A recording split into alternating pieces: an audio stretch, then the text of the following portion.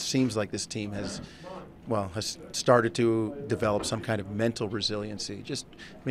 Grinding it out tonight, back-to-back, altitude, heavy legs in the third quarter, but you find a way to win. I think confidence breeds confidence. I think we've did a wonderful job of just coming out, playing with tons of confidence and just going into games feeling like you can win those games. And I think that's one of the best things that this team can do, especially when you're trying to turn that corner. Just go out knowing that you can win basketball games, and I think we're at that point where we feel like we're a pretty good team. Are there things on the floor, Lou, that things happen? Like again, they caught you in the third quarter, but are there things that happen on the floor where you kind of get it back and the confidence gets raised just again? Communication. Guys do a great job of communicating with each other when things start to break down. We just regroup. Guys don't start yelling at each other. That's one of the major things that this team has. We're a very poised group. Guys just go out and compete, and even when things slip a little bit, we tend to get it back. You feel, Lou, that you can do other things? I mean, Dwayne said as much as your offense tonight, it was your defense that he felt really helped.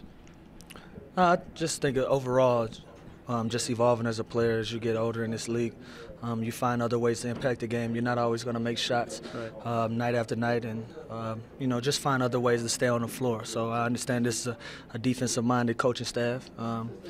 And if you can play defense on this group, you give yourself a great chance to stay on the floor. You're able to give Kyle a little bit of a rest tonight by handling the ball. He said he needed that.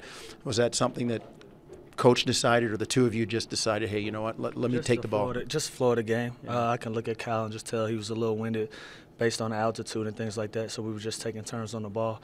And there was a couple of times where, he's so competitive, he wanted to keep it. I'm like, no, give me the ball, and I'll bring it to you, and it worked for us. And he was looking for you, too. He had a couple drives into the lane where he passed up good shots to get the ball to you. Absolutely. This is an unselfish group.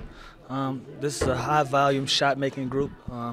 It's very impressive. We have guys that make shot after shot, and we believe in each other. And, Kyle looking for me tonight was no different. Tyler Hansbrough gave you some great minutes off the bench tonight, the energy on this back-to-back.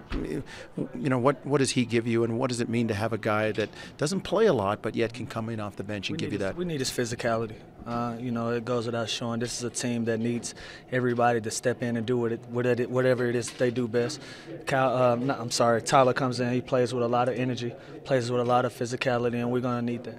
You mentioned that offense and the high volume. You guys have played 31 games now, 15 without DeMar. He's essentially missed half the season. How have you guys kept it going offensively, especially without your top scorer going down? Like I said, I just feel like we got guys that can make shots. We have offensive weapons, Cal is becoming an elite scorer in this league. I've always came off the bench and created scoring opportunities. Grievous can do the same thing. Pat popping out, and T. Ross is a big shot maker. So we're built to make shots, with or without DeMar. So obviously he gives us a completely different dynamic when he's out on the basketball court. But I think that's been one of the things that's kept us been able to sustain.